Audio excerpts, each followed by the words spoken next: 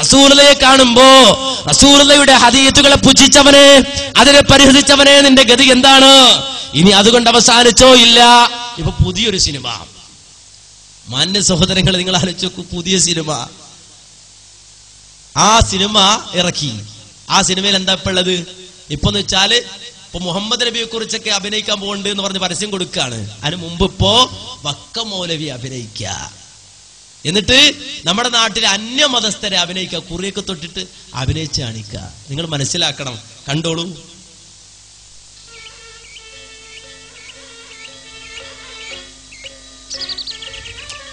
മടവൂരിലെ സുപ്രഭാതം.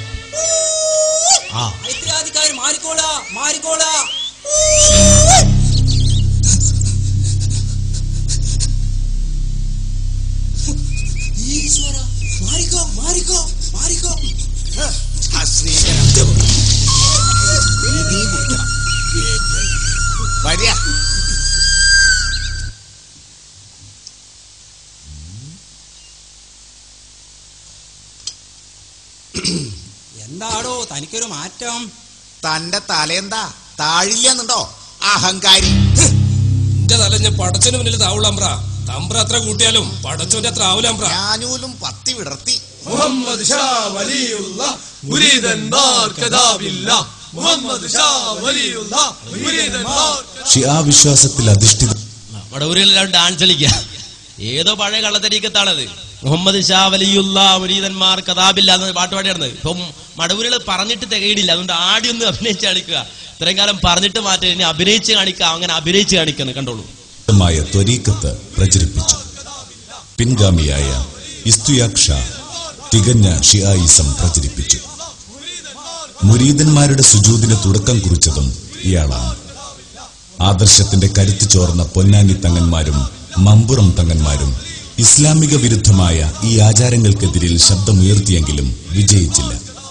ഷിർക്കിന്റെയും അന്ധവിശ്വാസങ്ങളുടെയും കൂത്തരങ്ങായി കേരള മുസ്ലിം അന്തരീക്ഷം മാറിത്തുടങ്ങി.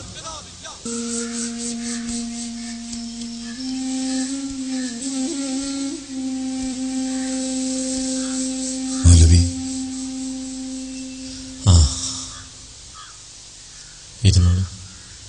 വക്കം മൗലവി. നമ്മുടെ രാമകൃഷ്ണപിള്ളയെ രാജാവ് നാട് കടത്തി. എന്നാലും പത്രവും പ്രസ്സും നമുക്ക് മുന്നോട്ട് കൊണ്ടുപോണ്ടേ മൗലവി? എന്നും സത്യം അറിയണമെന്ന് ആഗ്രഹിക്കുന്ന ഒരുപാട് നല്ല വായനക്കാരുണ്ട് സ്വദേശാഭിമാനിക്ക്. അവരെ കരുതിയെങ്കിലും പത്രം തുറന്നും പ്രസിദ്ധീകരിച്ചേ പറ്റൂ. എന്റെ പത്രാധിപരില്ലാതെ എനിക്കെന്ത് പത്രം?